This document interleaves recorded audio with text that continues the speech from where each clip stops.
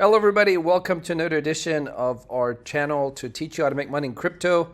Today I'm going to talk about very potential scenarios that you need to be aware of. Even though we're getting a pump right now in a shorter time frame, I'm going to talk about this descending wedge. But right now we can definitely see we broke out of the short-term wedge, and I'll show you too. So there's a short-term time frame, and by short-term I mean the 4-hour candles, and we have a clear break here. And I'm going to tell you the target in today's video, so make sure to watch the entire thing.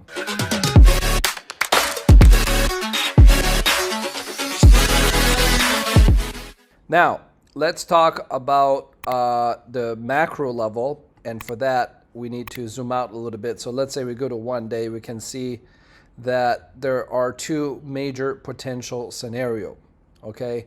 A very bearish one and a bullish one, and I'll explain to you both. So we've been in this falling wedge for a while here, and now we are making a decision probably to go touch back the resistance.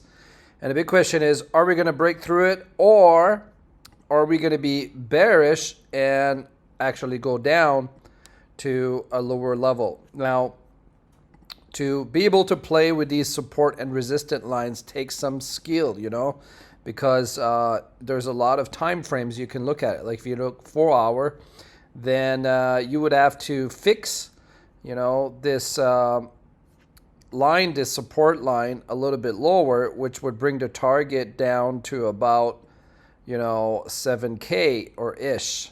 But that doesn't make sense. Smart money won't look at 4-hour. They'll probably look at 3 days.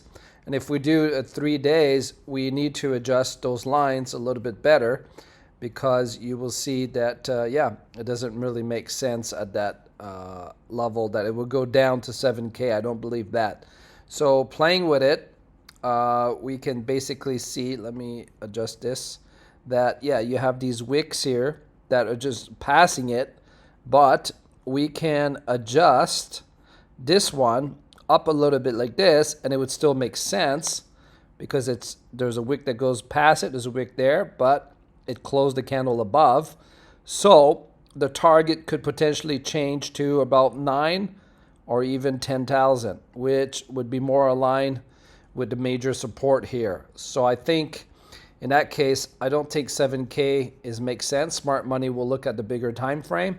So what that means, and you can see here, if it falls, right? If it falls down, you can clearly see that if we break, like if we touch here and then it falls down very fast, yeah, you'd be looking between 8 or 9 or 10K. If it falls quicker, like sooner, like the sooner it falls, the less it falls down, the longer it takes. Like if it plays down, then falls, it could go down to like 7K. So it just depends if that's the scenario. That's my bearish scenario right here, that it goes down to the bottom of the wedge here somewhere.